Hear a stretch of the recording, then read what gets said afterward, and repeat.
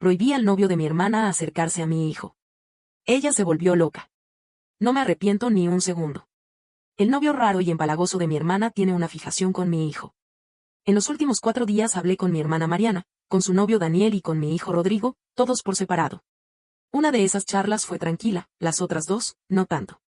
Tengo muchas cosas atragantadas acá adentro, así que esto puede terminar siendo largo. La primera conversación fue con mi hijo. Rodrigo negó rotundamente que Daniel le haya hecho algo. Incluso se sorprendió de que se lo preguntara. Me dijo que me lo habría contado si algo hubiera pasado, y yo le creo. Claro que podría estar mintiendo, pero estoy tratando de confiar en su palabra. Rodrigo y yo tenemos una relación muy abierta y honesta. La primera vez que mi exmarido le gritó, vino directo a contármelo. Estoy con un pie atrás, pero necesito darle ese voto de confianza. No llegué a mencionar lo del cuarto ni lo de la lavandería, pero fui sincera con él y le dije que el comportamiento de Daniel con él era inapropiado. Hablamos sobre límites, sobre decir que no, sobre consentimiento, esas cosas. Le dejé bien claro que Daniel ya no puede manejar solo con él, ni mandarle mensajes, ni estar a solas con él bajo ninguna circunstancia. También le expliqué que es el grooming y le dije que eso era lo que Daniel estaba intentando hacerle. Rodrigo me dijo que ya lo sabía, que habían hablado de eso en una charla del colegio. Y ahí me dijo algo que me partió el alma. Me pidió perdón por haber dejado que Daniel lo tratara así. Dijo que no tendría que haber caído en su juego. Esas fueron sus palabras. Le aseguré que nada de eso era su culpa y me encargué de dejarle claro que Daniel no se estaba aprovechando de él por cómo es o cómo se comporta. Lo hace porque es un depredador, y los depredadores buscan a quienes ven más vulnerables. Para ser honesta, después de esa charla se quedó medio en shock. Descubrir que alguien a quien querías y en quien confiabas no es quien pensabas, eso te revuelve todo. El resto de la noche se pegó a mí como un cachorrito perdido. Sí, se me rompió el corazón, pero no quiero que él tenga una falsa sensación de seguridad cerca de Daniel, así que no me arrepiento ni un poco. Después fue el turno de hablar con Mariana. Desde el principio supe que íbamos a terminar discutiendo, incluso antes de decir una sola palabra. Siempre fue así con ella. Tiene un lado amable, sí, pero no es alguien que dé sin esperar algo a cambio. Si te ayuda, más tarde te lo hace sentir. Sabía que no iba a ser una charla fácil, pero sentí que era necesaria, no solo por proteger a mi hijo, sino también por ella misma. Daniel no es alguien con quien quiero que ella comparta su vida, y mucho menos que forme una familia. No lo quiero cerca de nosotros. Le expliqué que me resultaba inquietante la forma en que Daniel se comportaba con Rodrigo. Que sentía que había algo más profundo y perturbador detrás de su actitud. Le mencioné los regalitos constantes, los mensajes, y también los incidentes en el cuarto y la lavandería. Tal como esperaba, se molestó más por la acusación que por lo que estaba señalando. No le pareció que nada de eso fuera preocupante. Me dijo algo como, ¿cuántos calzoncillos y medias se pierden en la lavandería? Seguro están atrapados en la máquina. Esa fue su manera de restarle importancia. Y cuanto más trataba de hacerle ver lo que yo veía, más cerrada se volvía. En resumen, está convencida de que estoy exagerando todo. Cree que cada vez que mi vida empieza a estabilizarse, una casa, comida asegurada, un trabajo fijo, yo solita encuentro la forma de arruinarlo. Que, en el fondo, pienso que no merezco estar bien. Me dijo que ella siempre intenta darme una mano, pero que yo termino traicionándola, como, según ella, lo estaba haciendo ahora. Así que, como era de esperarse, no me creyó. Ella tenía todo el derecho a reaccionar así. Le dejé en claro que no pensaba quedarme mucho más tiempo en su casa y que no quería a Daniel cerca de Rodrigo. Íbamos a mantener nuestra distancia hasta poder irnos. Sorprendentemente, nos permitió quedarnos un poco más, aunque añadió que sentía alivio de saber que pronto nos iríamos. Juró, con toda la convicción del mundo, que Daniel jamás le haría daño a Rodrigo, y que nuestra relación se estaba rompiendo por una acusación sin fundamentos. Me dijo que mis impulsos autodestructivos y mi paranoia, según ella, típica de mi bipolaridad, estaban perjudicando a todos a mi alrededor, y que no se me ocurriera volver a acusar a su novio de algo tan grave. Me culpó una vez más, y ahí decidí terminar la charla. Antes de irse, todavía tuvo tiempo de exigirme que le devolviera el dinero de la ropa y los víveres, porque, aparentemente, estábamos vaciando su alacena. ¿Un chico de 13 años en plena adolescencia come mucho?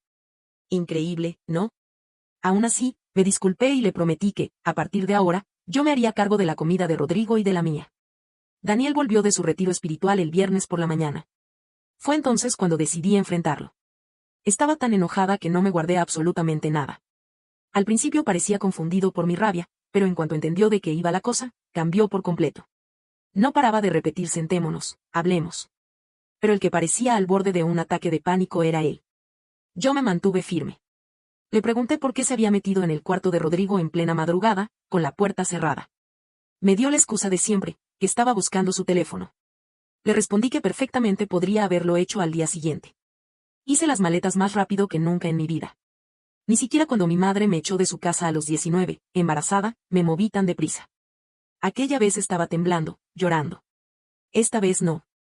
Esta vez, cada cosa que doblaba era una promesa. Prometía que nunca más dejaría que alguien con intenciones oscuras se acercara a mi hijo. Prometía que aquellos que me subestimaron iban a entender lo que realmente significa desatar un infierno. Nos marchamos de la casa de Mariana ese mismo viernes por la tarde. El cielo estaba gris, como si Sevilla misma se preparara para lo que vendría. No hubo abrazos, ni disculpas. Mariana nos observó irnos desde la puerta, con los brazos cruzados y esa expresión altiva que siempre usó desde niñas, como si fuera ella la que estuviera cuidando algo. ¿Quién cuidaba a quién realmente? Conseguí una habitación en Triana, en la casa de una mujer mayor que apenas hablaba. Olía a alcanfor y el suelo crujía, pero era nuestro refugio. Rodrigo me ayudó a desempacar en silencio. Me observaba de reojo, como si temiera que me quebrara. Pero no lo hice. Aún no. Mamá, ¿vos crees de verdad que Daniel quería hacerme daño? Me preguntó, sentado en el colchón. Lo miré directamente. Sí. Aunque no hubiera llegado a hacer nada, el simple hecho de que lo intentara era razón suficiente para mantenerlo lejos. Rodrigo bajó la cabeza. Yo pensaba que era mi amigo. Me acerqué, lo abracé fuerte. Eso hacen los depredadores, amor. Te hacen creer que te quieren. Por eso tenés que confiar en tu intuición y en la mía. Esa noche dormimos abrazados. Su respiración marcaba el ritmo de mi corazón. Sabía que no podía darme el lujo de caer. No mientras él todavía aprendía a distinguir entre el cariño real y la manipulación disfrazada de afecto. A la mañana siguiente, fui al supermercado más barato del barrio. El dinero escaseaba. Había dejado mi trabajo de asistente en una tienda cuando Mariana nos abrió las puertas de su casa. Ahora debía volver a empezar. Pero al menos ya no tenía que fingir frente a Daniel. Por la tarde, me senté con el portátil y escribí su nombre completo, Daniel Ruiz Contreras. Iglesia, barrios donde vivió, empleos anteriores. Necesitaba entender quién era realmente. Descubrí cosas inquietantes, cambios frecuentes de ciudad, patrones. 3 años en Valladolid, luego Cáceres, después Sevilla. Siempre vinculado a jóvenes, grupos de iglesia, talleres escolares. Todo en apariencia voluntario, todo muy cuidadosamente planeado. Supe que no podía seguir sola en esto. Pensé en Lara, mi amiga del instituto. Estudió Derecho en Madrid y ahora tenía un pequeño despacho en Sevilla Este. Le mandé un mensaje. ¿Tomamos un café? Es urgente. No tardó ni 5 minutos en responder. Claro. ¿Qué pasa? ¿Estás bien? Le envié un audio, resumiendo la situación. Esa noche, cuando nos vimos, no me abrazó como una vieja amiga. Me abrazó como una socia en guerra. ¿Tenés pruebas? Fue lo primero que me preguntó. Tengo recuerdos, actitudes, lo que me contó Rodrigo. Suspiró. No alcanza para acusarlo formalmente, pero sí para empezar a investigar. Y si hay algo, lo vamos a encontrar. En ese momento supe que ya no estaba sola. Cuando volví a casa, Rodrigo me esperaba con algo entre las manos. Mamá, encontré esto entre mis cosas. No es mío. Alguien lo puso ahí. Era una nota escrita a mano, con letra de hombre. A veces lo que parece protección es solo miedo. Y el miedo puede ser más peligroso que yo. No pegué un ojo en toda la noche. Pasé horas observando esa nota, tratando de entender qué ocultaban sus palabras, como si detrás de cada línea se escondiera algo más profundo. Rodrigo se había quedado dormido en el sofá cama, pero su expresión no era tranquila. Su rostro se contraía, movía las cejas, fruncía los labios y murmuraba cosas que no llegaba a entender. Parecía que hasta sus sueños intentaban escapar de algo. Volví a mirar la hoja arrugada. ¿El miedo puede ser más peligroso que yo? ¿Era una amenaza? ¿Una advertencia? ¿O simplemente una forma más de control? A la mañana siguiente, le llevé la nota a Lara. Ella la leyó varias veces antes de levantar la vista. ¿Estás segura de que es la letra de Daniel? Casi. Una vez lo vi escribir una lista de compras. Se parece mucho. Podríamos compararla. Conozco a una grafóloga. Pero antes de eso, debemos averiguar si realmente fue él, o si alguien más lo está encubriendo. Lara era precisa, analítica. Yo no. Yo estaba hirviendo por dentro. Sentía constantemente que alguien nos observaba, como si Daniel estuviera todavía allí, acechando entre las sombras de esta nueva vida que intentábamos construir. Solo quería volver a sentir calma, pero había entrado en un juego más turbio de lo que imaginé. Y la única salida era descubrir la verdad, por más dolorosa que fuera. Esa misma semana, Lara contactó con una antigua compañera de colegio. Según contaba, ella había tenido un encuentro incómodo con Daniel años atrás. Nos reunimos las tres en una cafetería cercana a la catedral. Se llamaba Almudena. Al verla, era difícil pensar que algo pudiera quebrarla, elegante, con voz firme y mirada penetrante. Pero al oír el nombre Daniel Ruiz, sus ojos se empañaron. No tengo pruebas, dijo en voz baja, pero ese hombre no es quien aparenta ser. Estuvo en la parroquia donde iban mis hijos. Se ofreció como mentor del grupo de confirmación. Todos lo querían. Era encantador, demasiado encantador. Pero había algo raro. Siempre se quedaba después de las reuniones. Una vez lo encontré solo con un niño en el despacho del cura. La puerta estaba cerrada. ¿Lo denunciaste? Pregunté, aunque ya intuía la respuesta. ¿Tú lo hiciste? Respondió ella, clavándome la mirada. No supe qué decir. Lo confronté. Fingió estar dolido. Un mes después se marchó a otra ciudad. Nadie hizo preguntas. Lara asintió. Aquello encajaba con todo lo que habíamos estado sospechando. Está siguiendo un patrón. Y lo vamos a desenmascarar. A partir de ahí, algo cambió en mí. Hasta entonces, solo había estado defendiéndome, tratando de proteger a Rodrigo y sobrevivir. Pero ahora yo tomaría el control. Iba a buscar justicia. Y si la justicia no llegaba, haría que la verdad fuera imposible de ignorar. Esa noche volví a casa con una nueva determinación. Rodrigo estaba haciendo sus tareas, pero al verme, supo que algo había cambiado. ¿Supiste algo? Más de lo que esperaba. Pero aún falta. Dejó su lápiz y me miró, con seriedad. Quiero ayudarte, mamá. Ya me ayudas, con solo ser tan fuerte.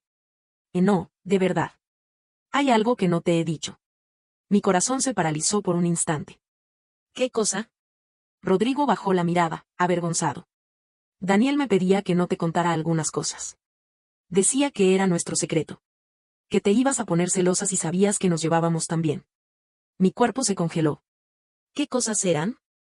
Me pedía que le mandara fotos cuando tú no estabas.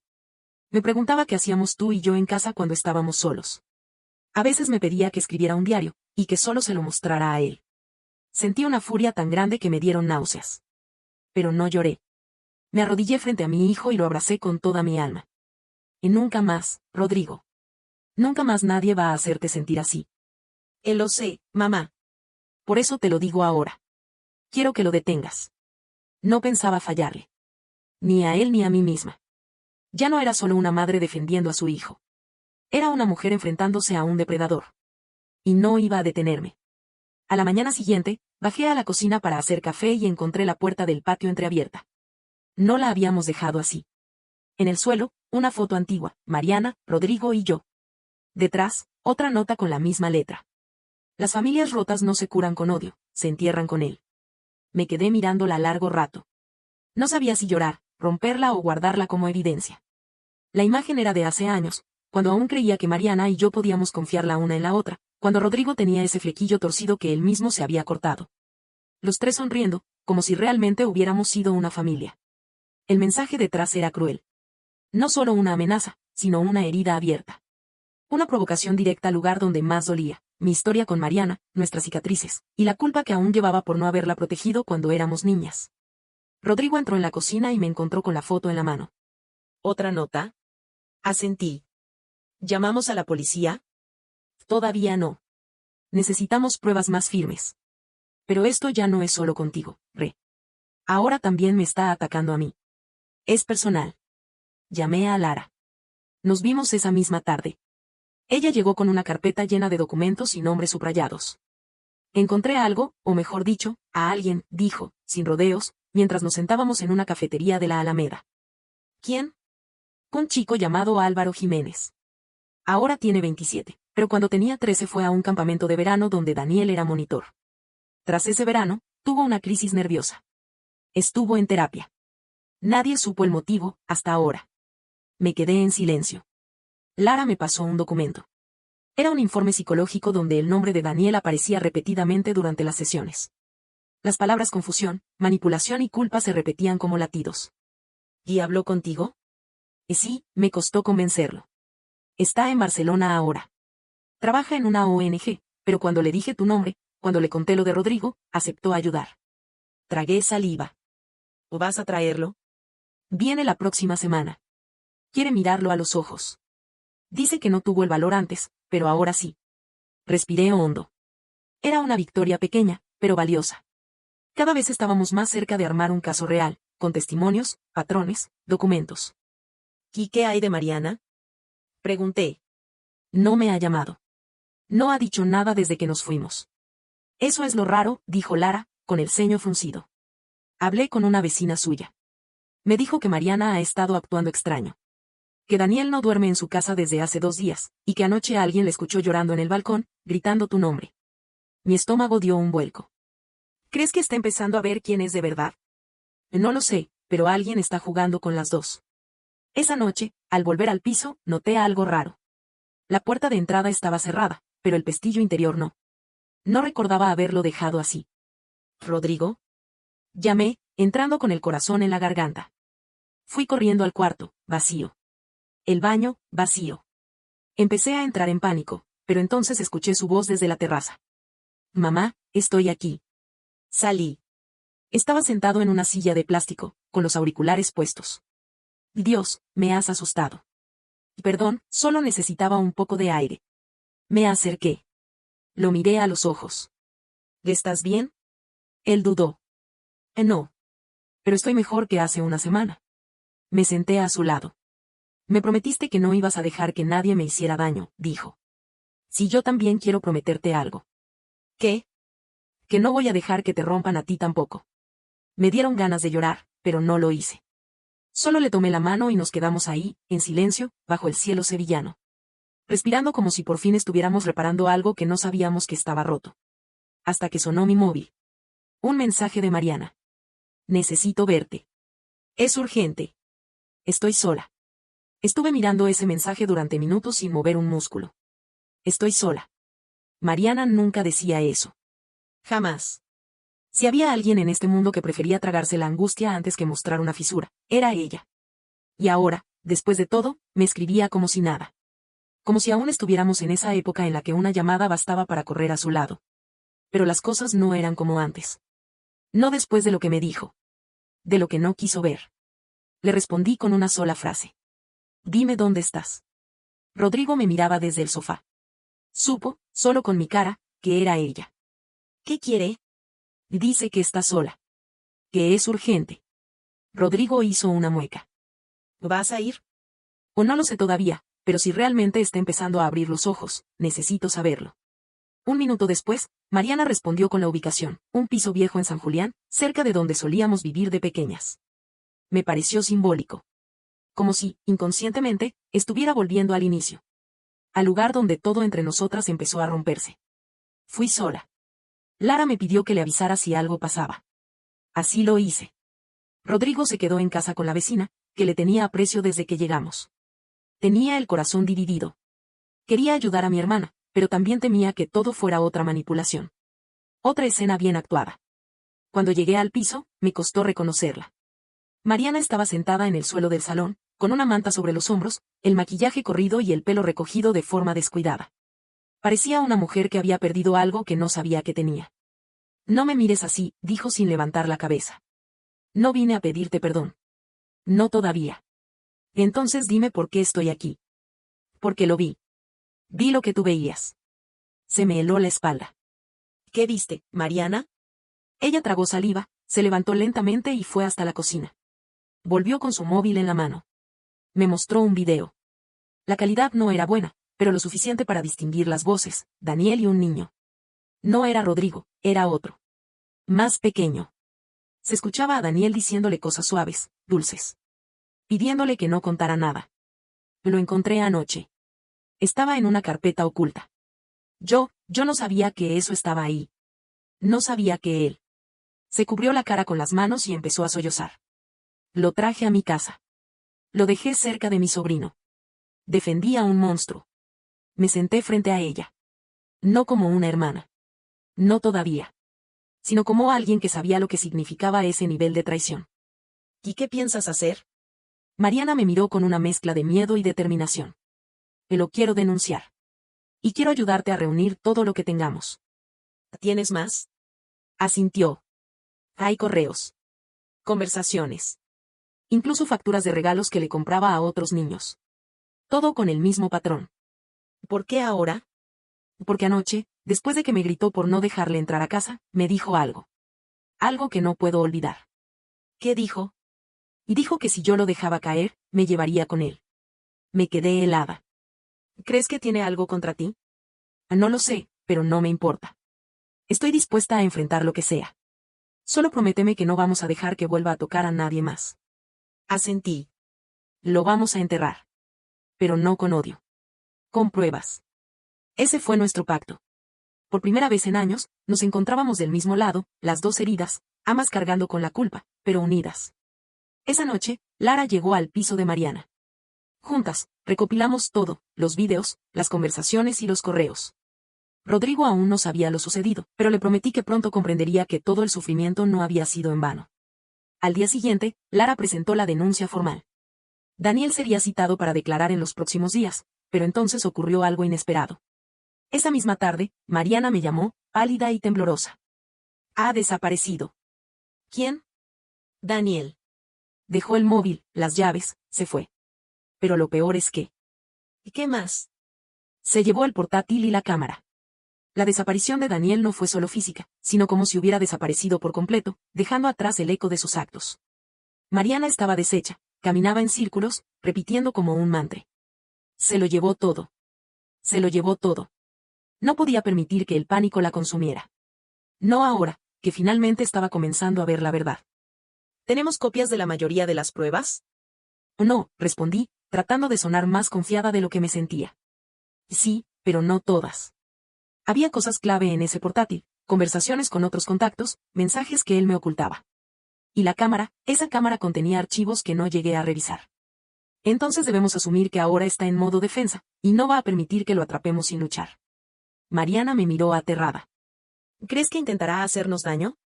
No lo sé, pero lo que sí sé es que ahora está más peligroso. Está acorralado, y un hombre acorralado es capaz de cualquier cosa. Esa noche no regresé a mi piso. Me quedé con Mariana. Rodrigo se quedó con Lara, quien sin dudarlo, le abrió las puertas. Le explicó todo con tacto, como solo alguien con experiencia legal y emocional podría hacerlo. Mi hijo comprendió más de lo que me atrevería a admitir, y aceptó la situación. ¿Te está huyendo?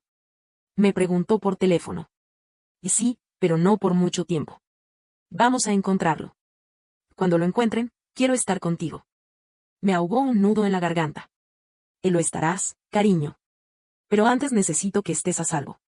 Vale. Vale. Pasaron 2 días sin noticias de Daniel. Lara contactó a un contacto en la Policía Nacional. Se activó una alerta informal. No había orden de detención aún, pero ya sabían que él representaba un peligro. Fue entonces cuando Lara recibió una llamada que lo cambió todo. ¿Recuerdas a Álvaro, el chico de Barcelona? Sí, claro. ¿Qué pasó? Está aquí en Sevilla.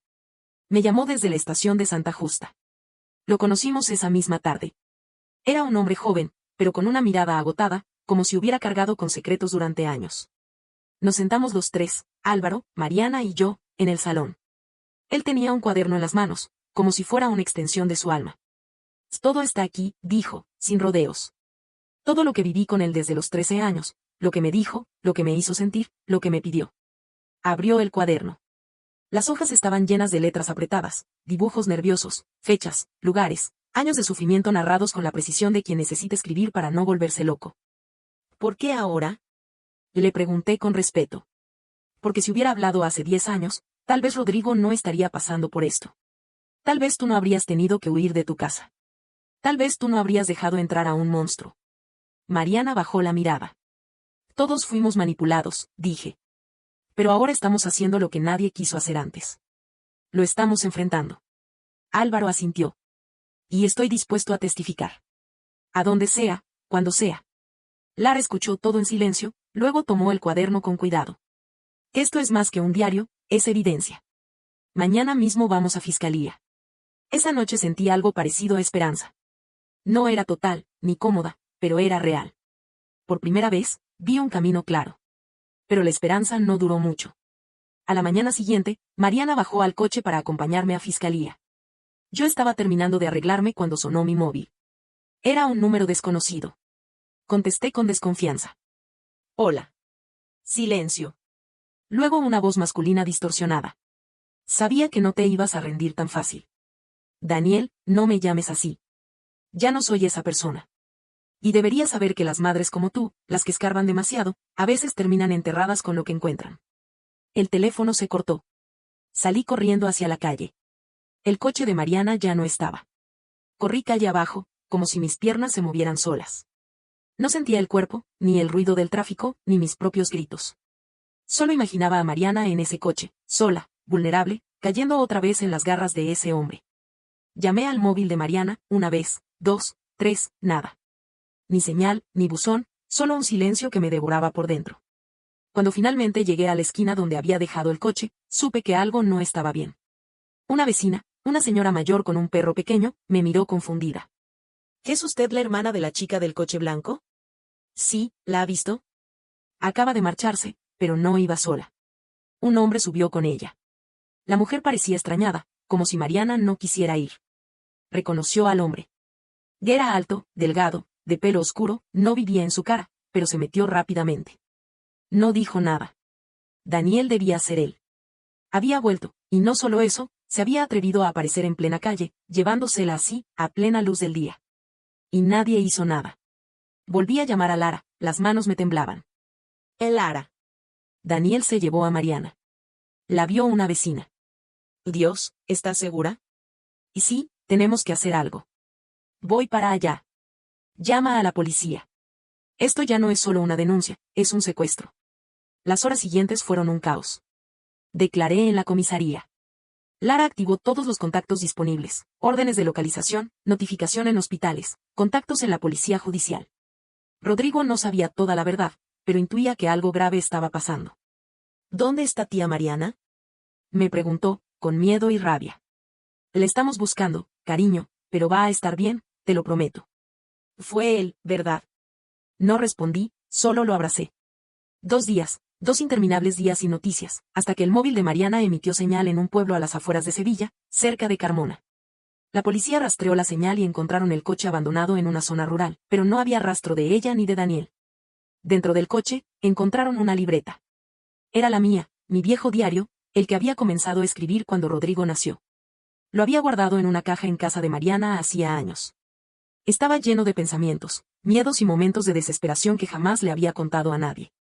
En la última página había una nota: hay cosas que nunca debiste contar. Mis piernas temblaron. Daniel había estado en su casa, en sus cosas, en mi pasado. Sabía más de mí de lo que imaginaba y ahora tenía a mi hermana. Estaba jugando sucio, pero también desesperado. La policía intensificó la búsqueda. Lara organizó una rueda de prensa. Álvaro testificó ante las cámaras. Su testimonio fue crudo, pero necesario.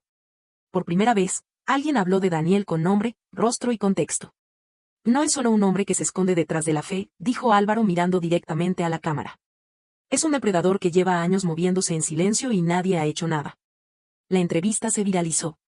La historia comenzó a circular por las redes sociales. Otras personas empezaron a escribir comentarios y enviar mensajes privados, todos con algo en común: niños, experiencias similares, todas relacionadas con Daniel.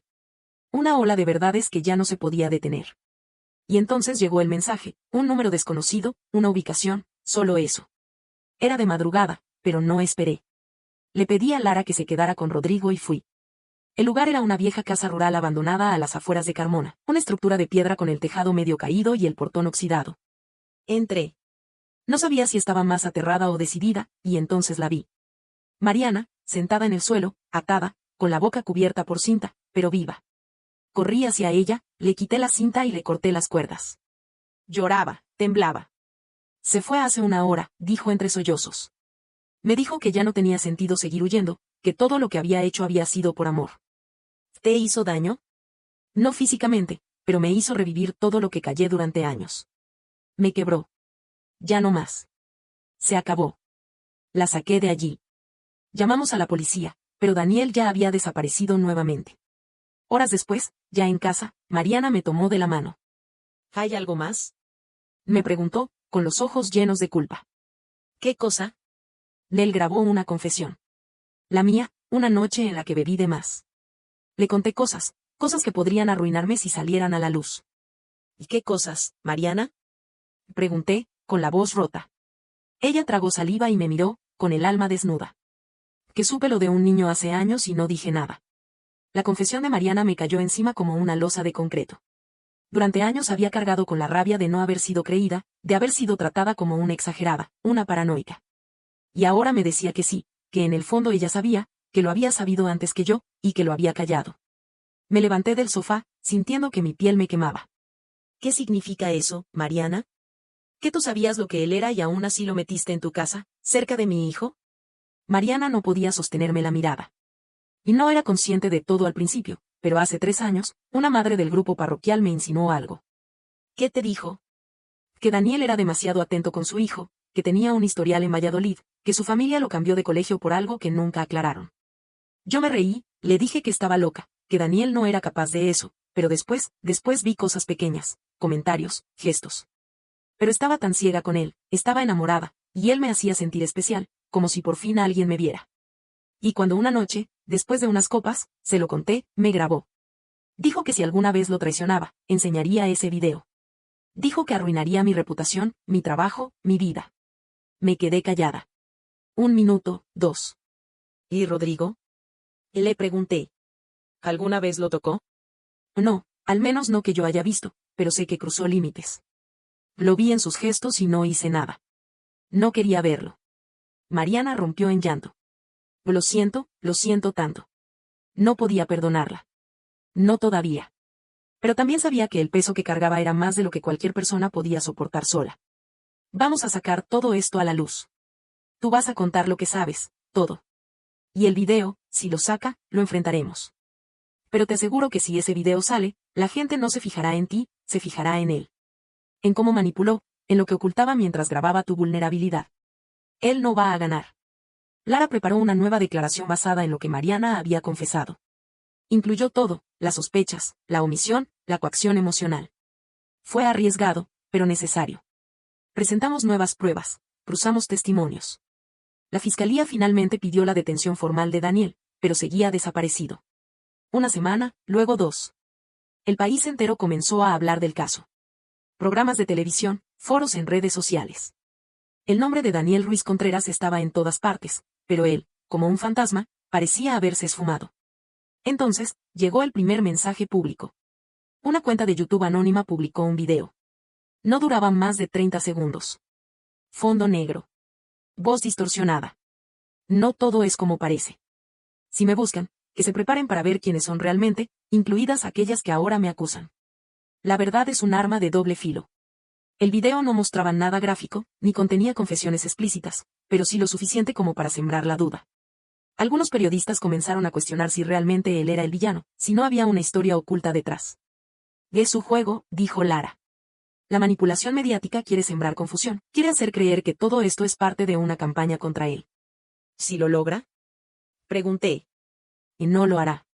Vamos a hacer algo que no espera. Vamos a adelantarnos. Esa noche grabé mi propia declaración. No en un estudio, ni con producción, sino en mi salón, con el móvil. Rodrigo estaba al fondo, escuchando. Mi voz temblaba, pero dije todo. Conté la historia desde el principio. Cómo me sentí invisible, cómo me llamaron exagerada, cómo Mariana, mi hermana, también cayó en sus redes y cómo juntas habíamos decidido no callar más. Al final miré directo a la cámara. Si estás viendo esto, Daniel, quiero que sepas que no vamos a parar, que cada mentira que sueltes será respondida con una verdad más fuerte. Porque ya no tengo miedo y porque mi hijo merece vivir en un mundo donde los monstruos no se esconden detrás de sonrisas suaves y palabras bonitas. Subí el video esa misma noche. A la mañana siguiente ya era viral. Rodrigo se me acercó emocionado. Eres valiente, mamá. Ah, no, hijo. Soy madre. Pero entonces recibimos otra llamada de la policía. Habían encontrado un coche volcado en una curva peligrosa de la carretera hacia Ronda. Dentro, una mochila, unas llaves, un teléfono móvil destrozado. El coche estaba a nombre de Daniel Ruiz Contreras, pero el cuerpo no estaba en Ronda. Esa palabra quedó grabada en mi mente durante días, Ronda. El lugar donde supuestamente Daniel se accidentó, donde dejaron un coche con su nombre, un teléfono inutilizado, pero ningún cuerpo. Era tan él, tan meticulosamente teatral. Quería que creyéramos que estaba muerto o que lo buscáramos como a un fantasma. Lara y la policía no lo compraron ni por un segundo. La zona fue revisada en profundidad, barrancos, ríos cercanos, incluso los hoteles del área. nada, ni una señal. Era evidente que todo había sido preparado. Alguien más pudo haber conducido ese coche o tal vez él mismo, con ayuda. Pero si algo sabíamos todos era que Daniel estaba vivo y eso nos carcomía lentamente. Durante las semanas siguientes empecé a ver cosas en mí que nunca había reconocido, pequeñas manías, ansiedad por sonidos mínimos, miedo a revisar el buzón, a contestar llamadas desconocidas. Estaba alerta todo el tiempo. Rodrigo también. Dormía con la puerta cerrada con llave. Me miraba con una mezcla de ternura y preocupación cuando creía que no lo notaba. Una noche me desperté gritando, sudando. Soñé que Daniel estaba en mi casa, sentado en el salón, hablándole a Rodrigo. Yo lo veía, pero no podía moverme, como si todo mi cuerpo estuviera hundido en concreto. Rodrigo vino corriendo. Estoy bien, le dije, jadeando. Y no, no lo estás, mamá, y no tienes por qué fingirlo. Lo abracé con más fuerza de la que creía tener.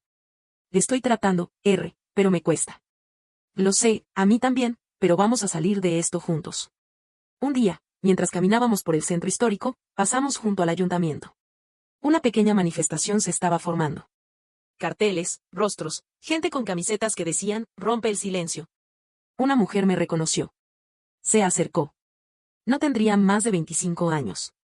Ojos llorosos, voz suave. ¿Ya eres tú, la madre del chico de Rodrigo? Asentí. Quería darte las gracias. Yo también fui víctima de él. Nunca me atreví a decir nada, pero gracias a ti pude hablarlo por primera vez con mi madre. Nos abrazamos, lloramos. Rodrigo nos miró en silencio y yo supe que, aunque aún no hubiéramos ganado, ya habíamos empezado a cambiar algo, a romper cadenas. A los pocos días, una asociación de mujeres sobrevivientes me contactó. Querían que contara mi historia, no como víctima, sino como ejemplo de fuerza. Me tembló el cuerpo cuando acepté. Pensé en Mariana, en Lara, en Rodrigo, en Álvaro, en todos los que habían hablado, los que aún callaban y los que nunca pudieron decir nada. La primera charla fue en una escuela pública. Rodrigo fue conmigo. Se sentó en primera fila con una libreta. Cuando terminé, se levantó y me aplaudió con lágrimas en los ojos. Sentí que algo dentro de mí se liberaba. Esa noche, de regreso a casa, me dijo algo que nunca voy a olvidar. Mamá, creo que por primera vez ya no tengo miedo de él. ¿Y sabes por qué? Porque tú tampoco lo tienes. Pero el pasado no desaparece tan fácil. Una semana después, Mariana me llamó al borde de un ataque de nervios. Me llegó algo al correo, dijo. Es un video. ¿Qué tipo de video? Una grabación oculta. Es nosotras en la cocina, el día que hablábamos de denunciarlo. Está grabado desde fuera de la ventana. Nos escuchamos perfectamente. Me quedé en silencio. ¿Lo viste todo? No. Lo detuve. Me dio miedo. Envíamelo. Ya. Cuando lo abrí, mis manos temblaban. El video estaba filmado con una cámara de alta definición escondida, probablemente desde la calle. Se escuchaba todo, nuestras dudas, nuestro miedo, nuestro plan. Y al final, una voz. Las confesiones son útiles, pero las vigilancias lo son aún más. No me habéis vencido. Aún no. Era él. Estaba espiándonos.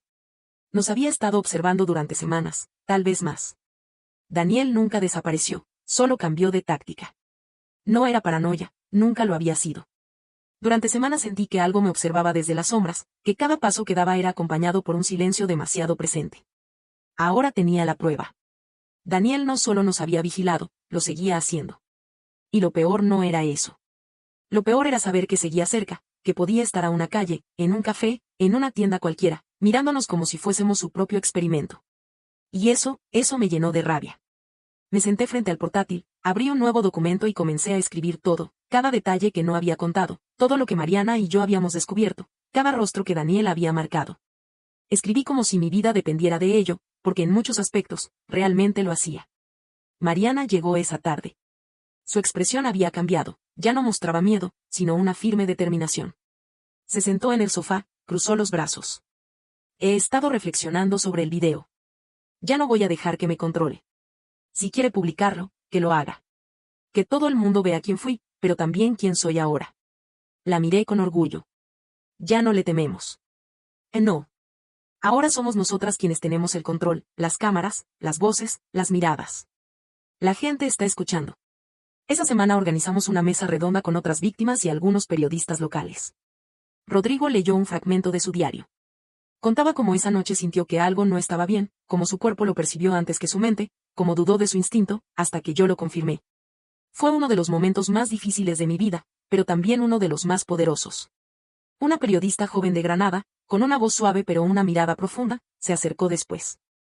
Hay rumores sobre una finca en la Sierra de Huelva, propiedad de un hombre con nombre falso, pero con características similares a las de Daniel. Una vecina lo vio en bicicleta hace poco. Dice que el acento no era de la zona. Me quedé paralizada. ¿Tienes la dirección? No, pero tengo contacto con un periodista de investigación que la está buscando. Si me das permiso, le paso tu caso. Hazlo. Lara nos ayudó a formalizar la búsqueda. Esta vez, con todo el respaldo de las denuncias, los testimonios públicos y el historial que por fin salió a la luz. La policía ya no podía hacer la vista gorda. Ahora, Daniel tenía una orden de arresto internacional. Interpol estaba al tanto. 3 días después, Mariana recibió una llamada de número oculto. Contestó en altavoz delante de mí. Mariana, en silencio. ¿Eres tú? Una respiración controlada y pausada. Nunca quise haceros daño. ¿Dónde estás, Daniel? En un lugar donde no podéis encontrarme, pero lo que hice, lo que fui, ya no importa. Vosotras ya me habéis destruido. No te destruiste tú. Solo encendimos la luz, colgó. 2 semanas después, la policía localizó la finca vacía, abandonada. Pero hallaron restos, grabaciones, diarios, fotos, no solo nuestras, sino de otras víctimas, de antes, de hace años. Y entre ellos, un pasaporte falso. Nombre, Carlos Menéndez. Foto, Daniel, más delgado, con barba, pero inconfundible. Había huido de nuevo, pero esta vez ya no tenía redes, refugio ni anonimato. Luego, la llamada de un periodista italiano. Lo habían visto en Milán, en un hostal barato, registrado bajo otro nombre, pero con la misma voz. Lo reconocieron por el video viral de Rodrigo. La policía italiana fue informada. Una noche antes de su arresto, Rodrigo vino a mi habitación con una caja en las manos. Quiero que leas esto, dijo. Es mi carta final para él. No la voy a enviar, solo quiero que tú la leas. Abrí la caja. Eran 3 páginas con la letra firme de mi hijo. Estaban llenas de rabia reprimida, pero también de compasión. No por Daniel, sino por sí mismo, por el niño que fue y por el que sobrevivió. Lloré mientras lo leía. Eres mucho más fuerte de lo que crees, le dije. Lo soy porque tú me enseñaste. Al día siguiente, Daniel fue capturado. No puso resistencia, pero cuando lo sacaron esposado del hostal, miró a la cámara de un periodista y sonrió. Era una sonrisa vacía, de alguien que sabía que había perdido, pero que aún quería dejar una marca. Esa noche, por primera vez en años, dormí profundamente. Han pasado 2 años desde su detención en Milán. A veces me sorprende pensar en él sin sentir miedo. Solo un vacío, un eco de todo lo que fue y destruyó, pero también de lo que nos obligó a reconstruir. El juicio se celebró en Sevilla, rodeado de una gran cobertura mediática. Mariana testificó. Yo también. Rodrigo no lo hizo por consejo de su psicóloga. Álvaro fue clave. Su testimonio marcó un antes y un después en la sala. Fue valiente, desgarrador. Daniel no mostró remordimientos. Se declaró inocente hasta el final, incluso frente a las pruebas más irrefutables, videos, correos, testimonios de más de 10 víctimas. El juez lo condenó a 27 años de prisión. El silencio que siguió en la sala no fue de celebración, sino de una profunda calma, de una justicia real, aunque tardía. Rodrigo sonrió como antes. Ahora tiene 15 años, más alto que yo, más firme. Participa en talleres de prevención de abusos en colegios. Da charlas a otros adolescentes. Habla con calma, pero con una fuerza que desarma a cualquiera. Si yo pude hablar, tú también puedes, dice en cada encuentro. Es mi mayor orgullo y cada vez que lo veo, sé que hice lo correcto. Mariana cambió de vida, dejó su trabajo en la ONG y se mudó a Cádiz. Allí trabaja como voluntaria con mujeres que han sobrevivido a relaciones abusivas. Sigue en terapia. A veces me llama llorando, otras veces riendo. Nuestra relación ya no es perfecta, nunca lo fue. Pero aprendimos a hablarnos sin máscaras, a dejar espacio para el perdón, sin olvidar la memoria. Un día me dijo algo que no he podido olvidar.